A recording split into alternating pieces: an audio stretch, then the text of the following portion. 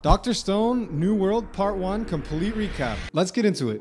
Returning from their balloon flight, Senku plans to construct an oil-powered ship to reach the source of the petrification ray. Before that, they must successfully locate an oil field. Realizing their journey will require tons of preserved food, they use their balloon and search teams to locate cedar trees for shipbuilding and wild animal herds for hunting. To increase food production, Senku introduces crop farming. The shift from foraging food to farming causes Senku and Ryusui to agree that they must find a professional chef immediately. Senku reveals they have run out of revival fluid, so Gen negotiates with Minami to obtain a flask she has been hiding. They locate and revive Francois, Ryusui's own professional butler/chef. Francois is unconcerned by 3,700 years having passed and gets to work producing stollen, a non-perishable sweetbread. Minami demands that Senku fulfills her deal with Gen, so Senku recreates a daguerreotype, the world's first primitive camera. The historic first photograph taken is of Senku. Despite Senku taking aerial photographs, the oil field remains hidden. While looking for truffles, Kohaku accidentally finds the general location of the oil field. Still struggling to locate the oil, Senku remembers the Sagara oil field was originally discovered by Japanese boars. Using the boar that Francois planned to cook, they sniff out the oil. Senku announces his next goal, to create a GPS system and radio tower. While testing the system, it is interrupted by another signal, endlessly broadcasting the question, why? The existence of Y-Man is heavily debated, as he may be a new enemy. Senku immediately creates a rudimentary cathode ray tube television screen, which when connected to the radio tower becomes a radar system, which works underwater. To locate an iron deposit for building the ship, Chrome spontaneously reinvents the metal detector. They find one and begin mining, with Senku declaring they have reached the Industrial Revolution. Even with Kaseki's skills, the ship proves impossible to assemble accurately. Ryusui recreates a scale model of the ship, and Senku uses a pantograph to accurately upscale the ship pieces. Time skip a year later, and the ship is finished. To celebrate this, they take a commemorative photograph to mark the launching of the ship. After careful consideration, the Perseus' crew is decided. Senku, Chrome, Kaseki, Yuzuriha, Ukyo, Francois, Power Team, Kinro, and Gen. Senku also brings Hyoga and Homura in the ship's brig, as they are too dangerous to be left behind. In a show of false bravery, Ginro gets hauled aboard the ship by Taiju. Before starting the voyage to the origin of the beam, Senku intends to find the island where the Soyuz rocket had crashed. Senku reveals the Soyuz will help produce enough revival fluid for the whole planet. Byakuya left a stash of valuable ores inside it, including platinum, a catalyst that can produce the nitric acid that gives the revival fluid its powers. One of the crew, Soyuz, reveals he was found and adopted by Ishigami Village.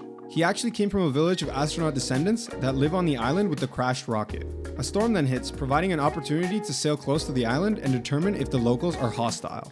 The crew sends Senku, Soyuz, Kohaku, and Gen to find the islanders. Ryusui finds Suika, who snuck onto the ship. Ukyo and Ginro then find recently petrified statues underwater.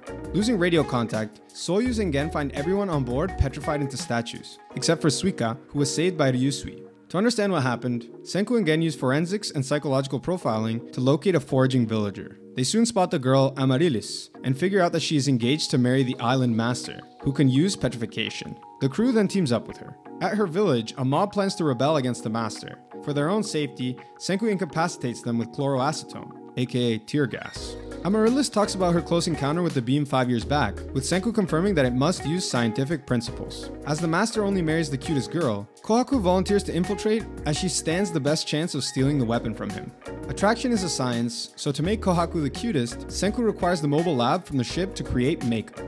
However, the ship has now been captured by the master's minister, Ibara. Kohaku strategically yells out for the mobile lab, which none of the island guards understand. On the ship, both Ginro and Suika, who survived the petrification beam, understand the message. Ginro attempts to flee the ship due to his cowardice, but when he sees Suika bravely creating a distraction, he is guilted into tipping the lab overboard and reunites with Senku.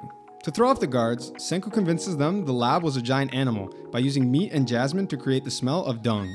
Hiding the lab in a cave, Senku makes shampoo, hair conditioner, makeup, and lipstick. Kohaku is transformed from a wild gorilla to a beauty.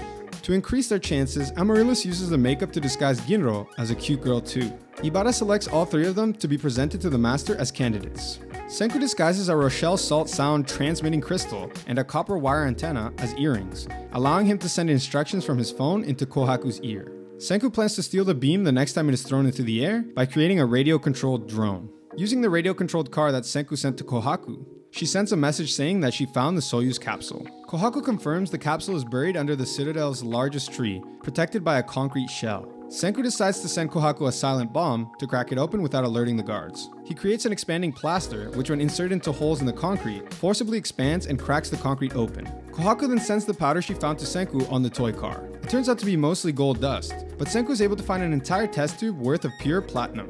Senku realizes his father must have spent decades dredging rivers to collect it for him. He is beyond grateful for Byakuya's sacrifice, and gets to work producing more revival fluid.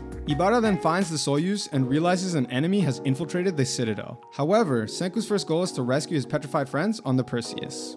And that's just a little refresher from everything from part 1. Now you should be ready for part 2. Let's go!